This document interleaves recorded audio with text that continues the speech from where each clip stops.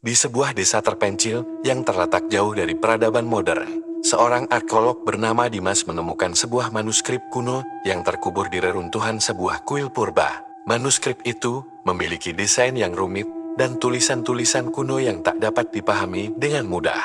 Setelah beberapa hari melakukan penelitian, Dimas akhirnya mengidentifikasi bahwa manuskrip tersebut berisi ajian kuno yang dikenal dengan nama ajian kembang mayat.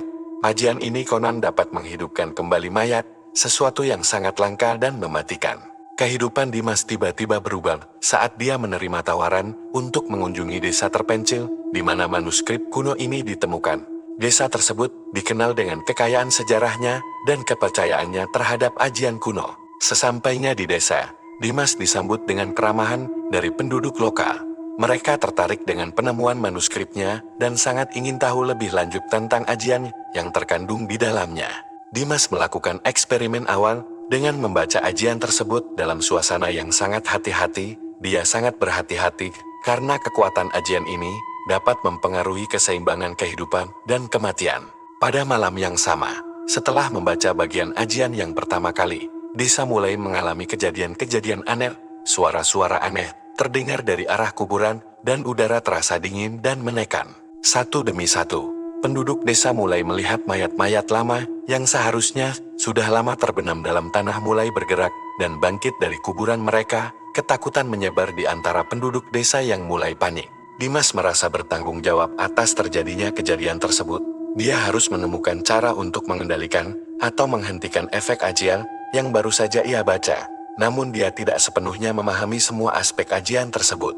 Ketika mayat-mayat mulai bergerak lebih agresif dan menyerang penduduk, Dimas bekerja sama dengan kepala desa, Pak Wira, untuk mencari solusi. Mereka mulai melakukan pencarian untuk memahami ajian lebih dalam dan mencari petunjuk untuk menghentikannya. Di tengah kekacauan, Dimas menemukan catatan tambahan di manuskrip kuno yang menunjukkan bahwa ajian ini memiliki bagian tersembunyi yang dapat membalikkan efeknya. Namun, catatan tersebut hanya memberikan petunjuk samar. Ketegangan meningkat ketika mayat-mayat yang hidup mulai berkelompok dan menyerang desa secara bersamaan. Penduduk desa harus berjuang untuk bertahan hidup, sementara Dimas berusaha untuk mencari tahu bagaimana cara mengatasi ancaman ini. Dimas dan Pak Wira memutuskan untuk mencari bantuan dari seorang dukun tua yang dikenal memiliki pengetahuan mendalam tentang ajian kuno. Mereka berharap dukun tersebut dapat memberikan informasi yang lebih jelas tentang cara menghentikan ajian. Selama perjalanan menuju rumah dukun, Dimas dan Pak Wira dihadapkan pada serangan mayat hidup yang semakin berbahaya. Mereka harus menggunakan semua keterampilan dan kecerdikan mereka untuk bertahan hidup. Sesampainya di rumah dukun, mereka diperkenalkan dengan seorang wanita tua bernama Nyai Tembang yang memiliki pengetahuan tentang ajian kuno. Nyai Tembang menjelaskan bahwa ajian ini sebenarnya adalah alat untuk membangkitkan roh dengan tujuan tertentu. Nyai Tembang mengungkapkan bahwa ajian ini diciptakan oleh seorang penyihir kuno untuk menghidupkan kembali orang-orang mati dengan tujuan untuk membalas dendam. Untuk menghentikan ajian ini, mereka harus melakukan ritual khusus. Dimas dan Pak Wira kembali ke desa dengan petunjuk dari Nyai Tembang. Mereka harus menemukan bahan-bahan khusus dan mengumpulkan beberapa item dari tempat yang terlarang untuk melaksanakan ritual. Namun, ketika mereka kembali, mereka menemukan bahwa situasi di desa semakin memburuk. Mayat-mayat yang hidup menjadi semakin agresif, dan serangan mereka mulai menimbulkan kerusakan yang parah. Dalam usaha untuk mengumpulkan bahan-bahan ritual, Dimas dan Pak Wira menghadapi berbagai bahaya, termasuk serangan mayat hidup yang tidak terduga. Mereka harus bekerja sama dengan penduduk desa untuk melindungi diri mereka dan menyelesaikan persiapan ritual. Ketika bahan-bahan ritual akhirnya terkumpul, Dimas dan Pak Wira memulai proses ritual di tengah-tengah kekacauan yang terjadi. Namun, mereka menyadari bahwa mereka harus melakukan ritual ini pada saat yang tepat untuk memaksimalkan efeknya. Ritual dimulai dengan intensitas yang sangat tinggi, dan suasana di desa semakin mencekam. Dimas merasa ada kekuatan gelap yang menghalangi usaha mereka, mencoba untuk menggagalkan ritual dan memperkuat mayat hidup. Selama ritual, Dimas melihat visi-visi menakutkan yang menunjukkan masa depan suram. Jika ritual gagal, visi ini menambah tekanan dan kekhawatiran dalam dirinya, membuatnya semakin sulit untuk fokus. Meskipun menghadapi berbagai gangguan dan serangan dari mayat hidup, Dimas dan Pakwira tetap bertekad untuk menyelesaikan ritual. Mereka harus menghadapi berbagai rintangan dan ancaman yang menghalangi mereka. Saat ritual mencapai puncaknya, Dimas mengalami sebuah kejadian yang sangat mengejutkan. Salah satu mayat hidup, yang ternyata adalah anggota keluarga Pakwira, mulai berbicara dan mengungkapkan pesan dari dunia lain. Pesan dari mayat hidup tersebut mengungkapkan bahwa ajian ini memiliki kekuatan yang lebih besar dari yang diperkirakan. Dimas dan Pakwira harus menghadapi kenyataan bahwa ajian ini bukan hanya tentang menghidupkan kembali mayat, tetapi juga tentang mengendalikan kekuatan roh. Dimas dan Pakwira menyadari bahwa mereka harus mengubah strategi mereka dan melakukan penyesuaian dalam ritual. Mereka harus memahami lebih dalam tentang kekuatan roh yang terlibat dan cara untuk mengendalikannya. Selama proses ini, Dimas menemukan bahwa ada sebuah komponen tersembunyi dalam ritual yang dapat memperburuk keadaan jika tidak dilakukan dengan benar. Dia harus mempelajari dan memahami komponen ini dengan cepat. Dimas dan Pakwira menghadapi pertarungan sengit dengan mayat hidup yang semakin kuat dan terorganisir. Mereka harus melawan dan melindungi penduduk desa sambil menyelesaikan ritual yang sangat kompleks. Dalam upaya terakhir untuk menyelamatkan desa, Dimas melakukan pendekatan yang berisiko tinggi dengan mencoba untuk berkomunikasi langsung dengan roh-roh yang terlibat dalam ajian. Dia berharap dapat menemukan cara untuk bernegosiasi dan menghentikan kekacauan.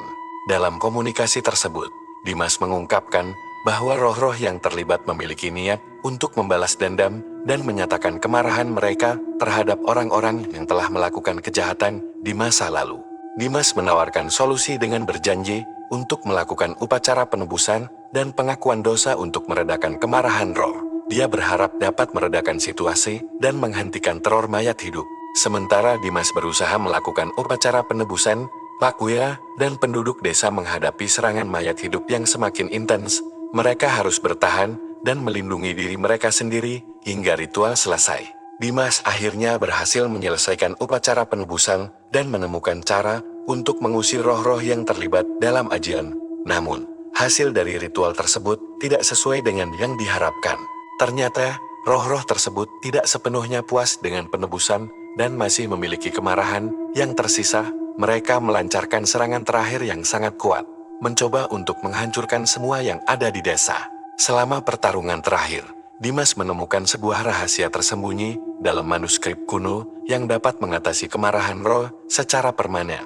Namun, ini memerlukan pengorbanan besar dan risiko yang sangat tinggi. Dimas memutuskan untuk melakukan pengorbanan tersebut.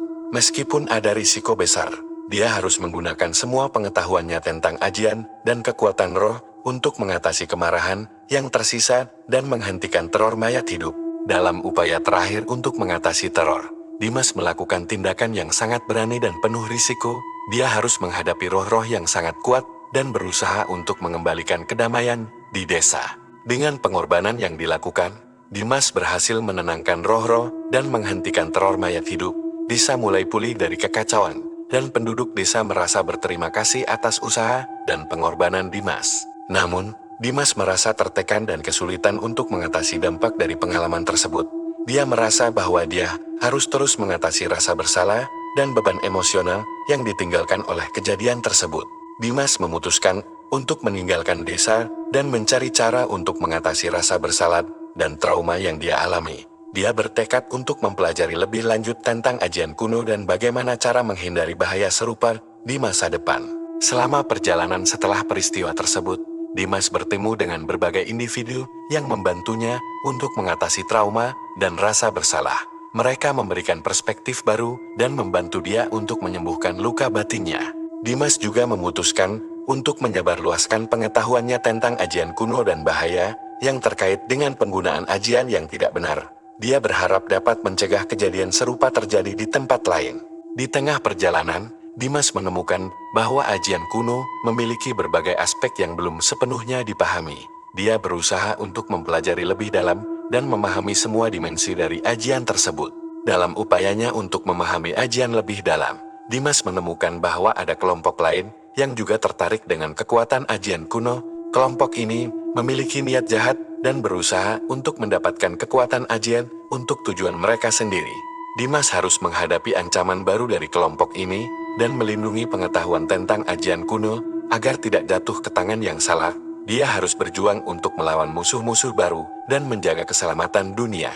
Ketika Dimas terus berjuang melawan kelompok jahat, dia menemukan bahwa ada kekuatan tersembunyi dalam ajian kuno yang dapat digunakan untuk tujuan baik.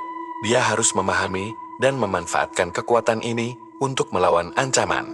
Dalam pertarungan melawan kelompok jahat, Dimas menghadapi berbagai rintangan dan bahaya. Dia harus menggunakan semua keterampilan dan pengetahuan yang dimilikinya untuk mengatasi musuh dan melindungi dunia. Dimas menemukan bahwa kelompok jahat ini memiliki tujuan yang sangat berbahaya dan dapat menyebabkan kehancuran yang lebih besar. Dia harus bekerja sama dengan pihak-pihak lain untuk melawan ancaman dan menghentikan rencana mereka. Selama pertarungan, Dimas menghadapi ancaman yang sangat kuat dan menantang. Dia harus berjuang dengan sekuat tenaga dan menggunakan semua strategi yang dimilikinya untuk mengatasi musuh dan melindungi keselamatan dunia. Dalam perjuangannya, Dimas menemukan bahwa kekuatan ajian kuno memiliki potensi untuk menciptakan kebaikan jika digunakan dengan bijaksana. Dia harus menemukan cara untuk memanfaatkan kekuatan ini untuk melawan musuh dan melindungi dunia. Dimas akhirnya berhasil mengalahkan kelompok jahat dan melindungi pengetahuan tentang ajian kuno. Namun, dia merasa bahwa perjalanannya belum selesai dan masih ada banyak hal yang harus dipelajari tentang ajian kuno. Dimas kembali ke kehidupannya dengan rasa tanggung jawab yang lebih besar. Dia bertekad untuk terus mempelajari ajian kuno dan memastikan bahwa kekuatan tersebut tidak disalahgunakan di masa depan. Dia memutuskan untuk membagikan pengetahuannya dengan komunitas ilmiah dan spiritual untuk meningkatkan pemahaman tentang ajian kuno dan cara melindungi dunia dari bahaya yang terkait. Dimas juga memulai usaha untuk membantu orang-orang yang terpengaruh oleh ajian kuno dan memberikan dukungan kepada mereka yang mengalami trauma atau kesulitan akibat penggunaan ajian. Dalam perjalanannya, Dimas terus mencari cara untuk menyebarluaskan pengetahuan dan membangun jaringan yang dapat membantu mencegah terjadinya kekacauan di masa depan. Selama perjalanannya, Dimas bertemu dengan berbagai individu dan kelompok yang memiliki pengetahuan dan keahlian dalam ajian kuno. Mereka membantunya untuk memperluas wawasan dan memahami lebih dalam tentang ajian. Dimas akhirnya menemukan komunitas yang memfokuskan diri pada penelitian dan perlindungan terhadap ajian kuno. Dia bergabung dengan komunitas ini dan berkontribusi pada upaya mereka untuk melindungi dunia dari bahaya ajian. Melalui kerjasama dengan komunitas ini, Dimas membantu mengembangkan metode baru untuk mempelajari dan memahami ajian kuno. Mereka bekerja bersama untuk menemukan solusi dan melindungi dunia dari potensi ancaman. Dimas juga mulai mengajarkan pengetahuannya kepada generasi berikutnya, memastikan bahwa mereka memahami risiko dan tanggung jawab yang terkait dengan ajian kuno. Dia berharap dapat mencegah kejadian serupa di masa depan. Sementara Dimas terus berjuang untuk melindungi dunia dari bahaya ajian kuno, dia menyadari bahwa dia telah menemukan makna baru dalam hidupnya. Dia merasa bahwa dia memiliki tujuan yang lebih besar dan berusaha untuk mencapai kebaikan. Dalam usahanya untuk menyebarluaskan pengetahuan tentang ajian kuno, Dimas menghadapi berbagai tantangan dan rintangan, namun dia tetap bertekad untuk terus melanjutkan misinya dan melindungi dunia dari ancaman. Selama perjalanannya, Dimas menemukan bahwa ajian kuno memiliki potensi untuk menciptakan kebaikan jika digunakan dengan bijaksana. Dia terus mencari cara untuk memanfaatkan kekuatan ini untuk tujuan positif. Dimas akhirnya menemukan keseimbangan antara melindungi dunia dan menggunakan pengetahuannya untuk kebaikan. Dia merasa bahwa dia telah mencapai tujuannya dan berhasil mengatasi rasa bersalah dan trauma dari masa lalunya. Dengan keberhasilan yang telah dicapainya, Dimas memutuskan untuk menyusun sebuah buku tentang ajian kuno dan bahaya yang terkait. Buku ini bertujuan untuk memberikan pemahaman yang lebih baik kepada orang-orang dan mencegah penyalahgunaan ajian. Buku Dimas mendapatkan perhatian luas dari komunitas ilmiah dan spiritual. Banyak orang yang merasa terinspirasi oleh pengetahuan dan pengalaman Dimas, dan mereka berterima kasih atas kontribusinya. Dimas merasa bangga dengan pencapaiannya dan merasa bahwa dia telah memberikan dampak positif yang signifikan. Dia bertekad untuk terus bekerja dan melindungi dunia dari bahaya ajian kuno. Dengan keberhasilan buku dan kontribusinya, Dimas mulai mengadakan seminar dan lokakarya tentang ajian kuno dan bagaimana cara melindungi dunia dari potensi ancaman. dia berharap dapat meningkatkan kesadaran dan pemahaman. Dimas juga terus menjalin hubungan dengan komunitas ilmiah dan spiritual lainnya untuk memperluas pengetahuan dan berkolaborasi dalam penelitian dan perlindungan terhadap ajian kuno. Selama perjalanannya, Dimas merasa bahwa dia telah menemukan makna dan tujuan baru dalam hidupnya.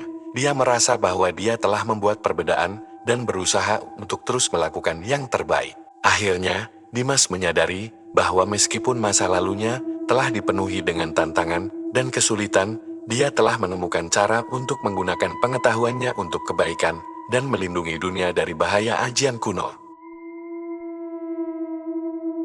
Terima kasih sudah menyaksikan cerita horor, mistis, dan legenda mitos di Desas Desus. Jika kamu suka dengan kisah-kisah menegangkan dan penuh misteri ini, jangan lupa untuk tekan tombol like, subscribe, dan nyalakan lonceng notifikasi agar kamu tidak ketinggalan update terbaru dari kami. Bagikan video ini kepada teman-temanmu yang juga menyukai cerita seram, dan tinggalkan komentar tentang kisah atau legenda yang ingin kamu dengar di video berikutnya. Dukunganmu sangat berarti bagi kami untuk terus menghadirkan konten yang penuh dengan kengerian dan keajaiban. Sampai jumpa di video selanjutnya, dan ingat, selalu waspada, karena dunia ini penuh dengan rahasia yang siap mengejutkan kita.